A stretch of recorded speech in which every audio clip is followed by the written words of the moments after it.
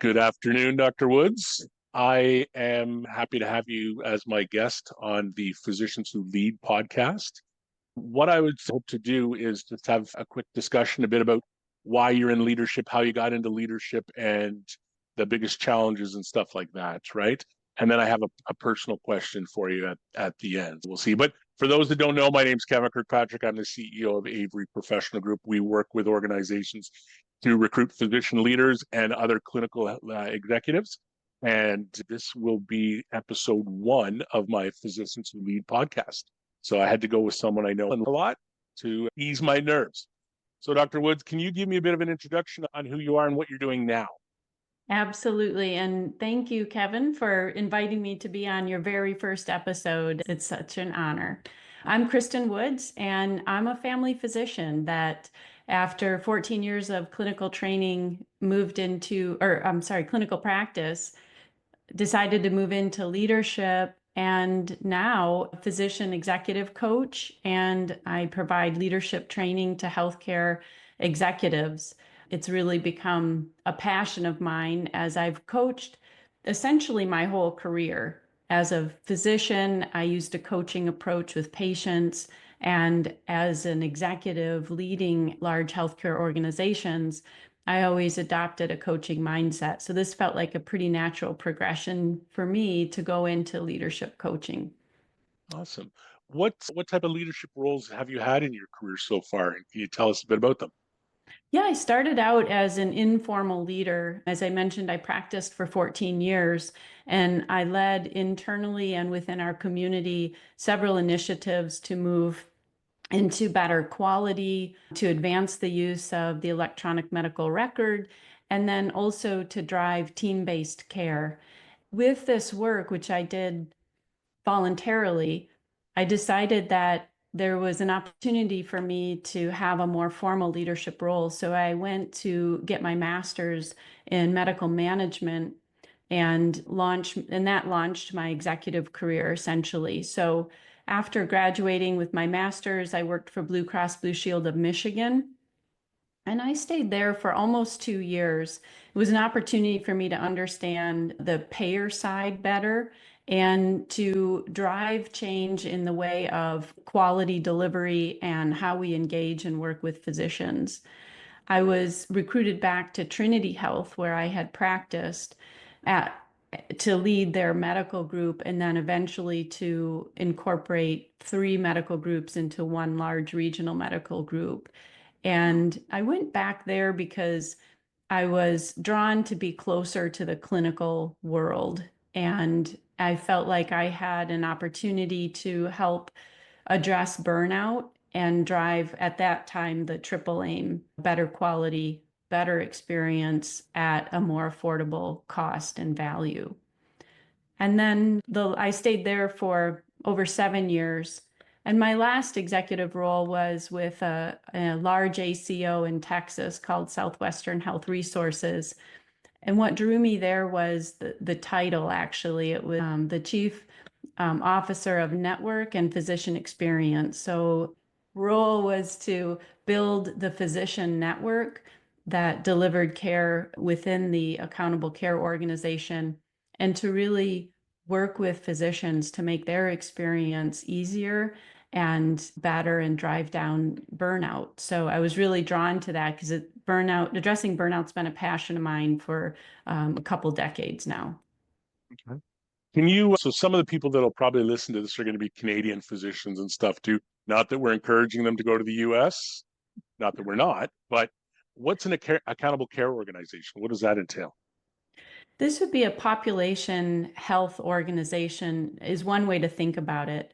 But in the United States, it's the go-between, it's a mediator that sits between the insurance payers and the providers in the health system, so the physicians, hospitals, et cetera.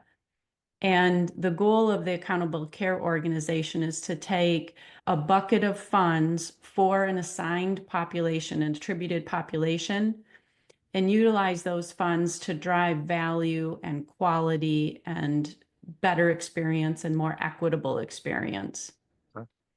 So very similar to a sort of like what we have in Ontario with OHIP, set pool of funds and then managing how well they're used. Now, sometimes physicians they make good money clinically, don't always get rewarded financially for moving into a leadership. So I'm curious what led you to go from the clinical to the leadership. The biggest driver for me was to make the system better.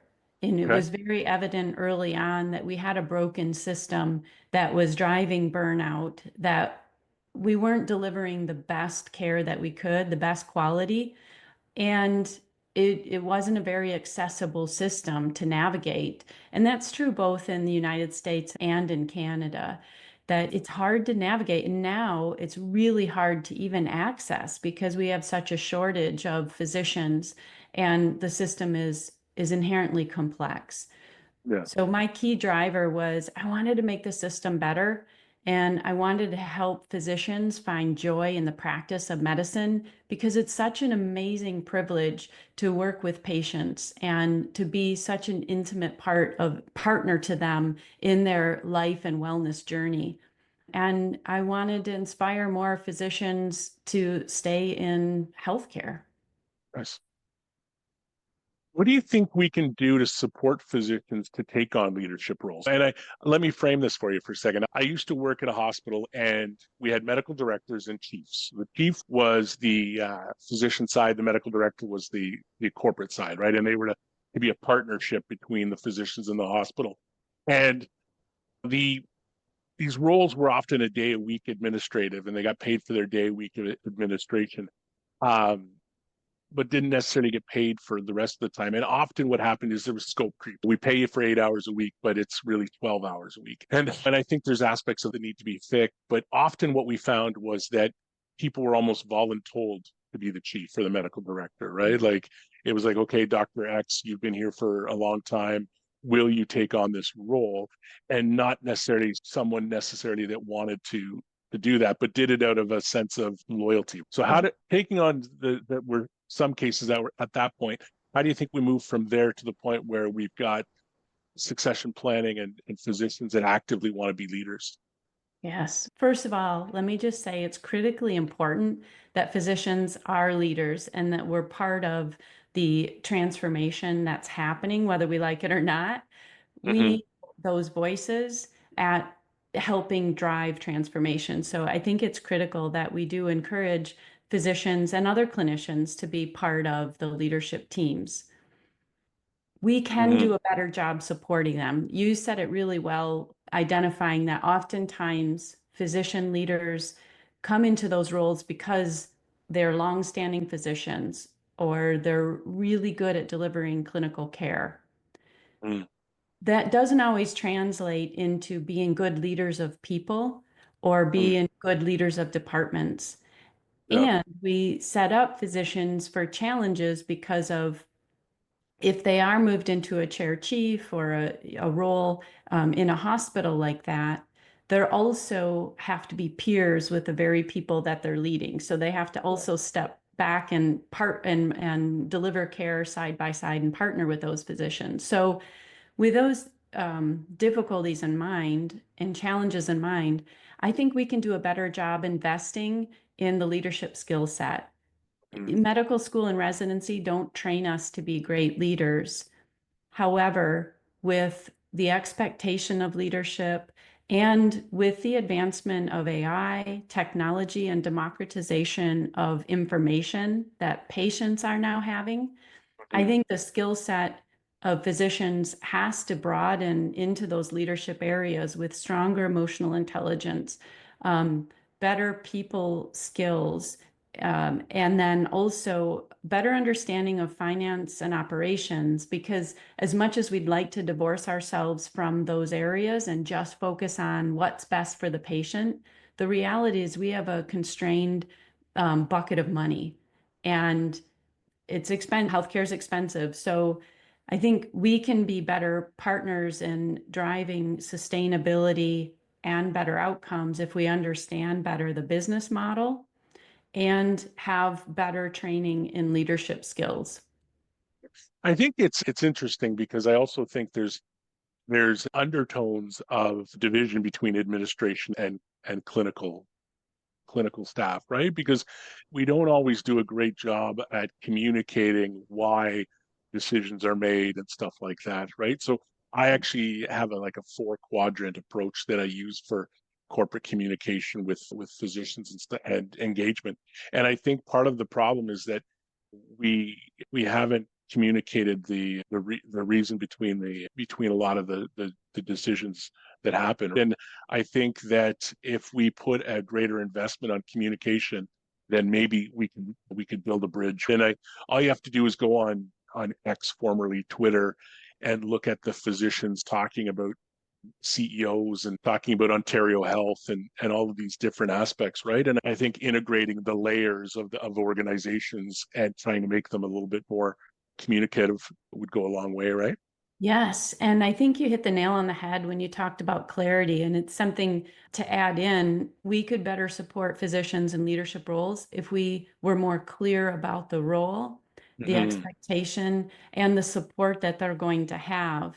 Yeah, And then it's incumbent on the physician leader as well to help maintain those boundaries and check in when there's scope creep, when yeah. there's confusion, but being proactive and creating a communication style and pathway that allows everybody to build clarity is really critical. And I think sometimes what I think organizations need to understand is that, like, not to harp on finances, but if I'm a physician and I'm making $2,000 a day and you want a day a week and stuff like that, it's not a huge amount of money, right? If you pay the same amount of money, like $2,000 a day for 52 weeks a year or whatever it might be, right? It's not necessarily, you're asking someone to take on more responsibility, but we might pay them the same amount of money, right? And or they may not have the resources. And I've worked with some smaller community hospitals where the chief of staff is got a full-time clinical practice, and then they're trying to be a chief of staff, and they might get 1 day, 2 days a week at most of administrative time, and they're running around, right? And the days they're in clinic, they're doing stuff that night, right? And it's a recipe for burnout, right? And then I have clients in the US that I think do it a bit better, where you could be a chief medical officer where you're 8 days or 80% administrative, 20% clinical, right? Yes. But I've also seen the flip where you're 80% clinical and 20%, right? So we really need to identify the needs from that leadership role and then build a structure that supports it, right? I agree with you completely there. What do you think are the biggest challenges that physician leaders face? One of them we already mentioned, it's that you have to lead a team and promote, own the message and the vision of the organization for which you're a leader that you're hired under. But you also have to be a peer to the people you're leading. And it creates a big challenge. So learning to navigate that, and as well as just the highly matrixed system of healthcare as a leader, I think those are big challenges. There's also the constant tension between doing what's right for the people, whether it's the physicians and staff or patients, and the tension of the working within a budget and with limited finances. So I Yeah. think those are huge challenges. And then just we already touched on as well the lack of leadership training, where physicians are expected to be natural leaders, but have very little invested, dedicated time in how to be a good leader, how to manage ourselves, let alone build relationships and that lead to productive outcomes. Well, it's interesting because some of the medical leaders I work with as clients, they often have very little time to actually recruit, for instance, and nor have they really been trained on how to recruit. And when I would hire a manager into a hospital, they would have a finance contact, HR contact, operational contact, and each of those would provide an orientation to that manager. But we don't seem to do the same thing for physicians, right? We're like, oh, your chief's starting next week. Here's your corporate email address if you don't already have one, and let's run. It's almost like it's time now to sit here and truly invest in physician leadership so that we can guide, right? And I mean, if you look at a lot of hospital leadership, a lot of them come from the nursing side of things, right? Like a lot of nurses progress to managers, directors, and they're the chief nursing executive. And a good number of CEOs are nurses by training as well. And I think that we need to balance things out as well and start increasing the physician voice in the leadership area as well, so that we're looking at the two most impactful roles within an organization, right? Absolutely, who understand inherently how it's delivered. So I Mm-hmm. do, you're spot on that we need more physicians in that space. And you made me think of another area that is a challenge, and it's around oh, I just lost it now. Making that move into leadership, but I lost my train of thought. It'll come back to me. So probably after I hit stop, right? Then it'll come flying. It's usually the way it goes. Okay.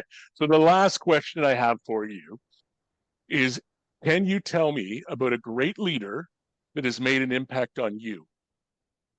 Absolutely. And this is a question that I've thought of often, and it's easy to think of the leaders that had a great impact on me because it was negative. But but when I think about there are positives from a lot of different leaders, and there's one that stands above the others. And this person has had a tumultuous leadership journey, has I've watched this person learn from failures, adapt, change, stretch, and grow. This person is a voracious consumer of knowledge and information and builds network. So people talk about networking like it's an activity of itself with its own Mm. end on itself. But really, the purpose of networking is to build collaborations and relationships and get work with like-minded people that are moving in the same direction. And this person does that so seamlessly, just so effortlessly, it appears, and authentically. And then the last thing that I watch this person do is navigate the different styles of leadership with great intention. Again, to a casual observer, it looks so fluent and natural that it seems just intrinsic. But I think it's very intentional, having had many conversations, that this person uses leadership styles to adapt to the situation, the people, and the environment that he's currently in. And I'll say it's Dr. Paul Woods, it's my husband, who's CEO of South Lake Regional Health Center. And I didn't want to say that up front because I didn't want to skew this, but he truly is an incredible leader. And I learned so much watching him navigate different situations. And he's definitely, I aspire to lead like, and how I try to help other people develop those skill sets to be a leader like that. And if you ask, a good leader is someone who people choose to follow.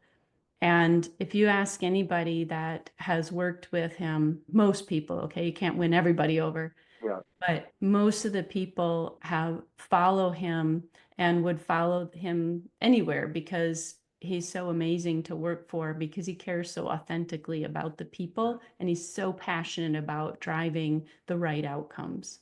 Yeah. It's interesting because I've met Paul a few times as well, and he's so free with advice, guidance, and an opinion, as well as with positive feedback too, right? I've had conversations with him about physician workforce planning and some of the physician advisory stuff that I want to do, and so valuable with his feedback. So I appreciate that. I thought that's who you were talking about, to be honest with you, but I didn't want to assume, right? So That's okay. excellent. Well, that is the extent of the questions I have for you.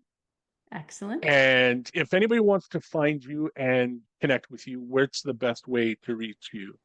Sure, they could find me on LinkedIn just under Kristen Woods. My company name is Orsinus Health Solutions, and my email is kwoods@focalpointcoaching.com. Excellent. I appreciate you taking the time to talk to me and share your experiences and your opinion. And thank you for being guest number one. Thanks for having me, Thanks. Kevin. It's No, always a pleasure talking with you. normally you save the best for last, but I started with it. I'll call myself a trendsetter. I All love right. it. Thank you. Take care.